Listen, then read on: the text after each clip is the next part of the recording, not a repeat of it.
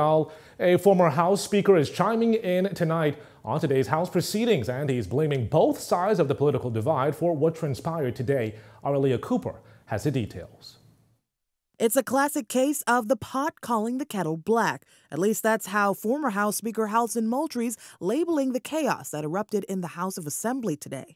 There's a rule that permits the governing party, first of all, to not schedule a sitting of Parliament on the second Wednesday when it is question time, when the agenda calls for questions and the agenda calls for opposition business. That should not be. I was trying to get the Free National Movement government, particularly when I became an independent speaker, to amend those rules so that Parliament would be in a position to hold the cabinet and the government to account. But the Free National Movement under the leadership of Dr. Minish refused to amend the rules. However, he adds that he doesn't understand how the governing party can hold off on answering questions for so long. Article 72 of the Constitution calls for the Parliament to be able to hold the executive branch, which is the cabinet, accountable for the stewardship of the people's assets.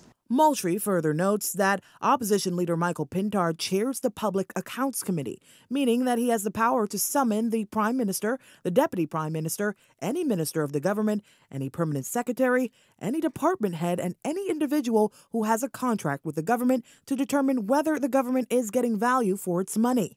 All these questions that he's asking can be answered by summons before the Public Accounts Committee, but I don't think they're serious.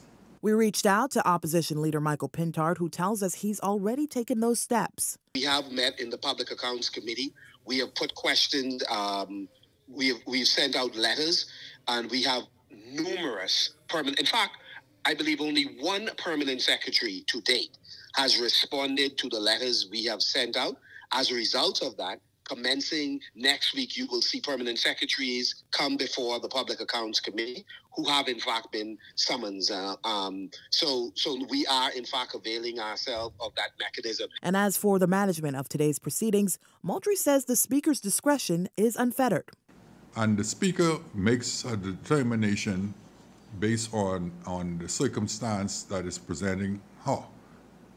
If she determines that a suspension could rescue the situation, and then on occasions I've discovered that the suspension works, and you have cooler heads will prevail after the House reconvenes following a suspension. The Free National Movement released its list of questions to reporters today. The 8-page document asks questions like, quote, will the government provide the record of payments that were made to former Cabinet Minister Shane Gibson, Police Commissioner Clayton Fernander, Deputy Commissioner Limon Delaveau, and Financial Secretary Simon Wilson?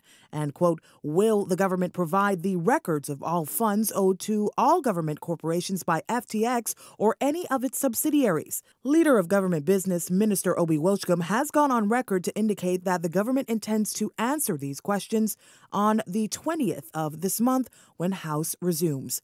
Leah Cooper, Eyewitness News.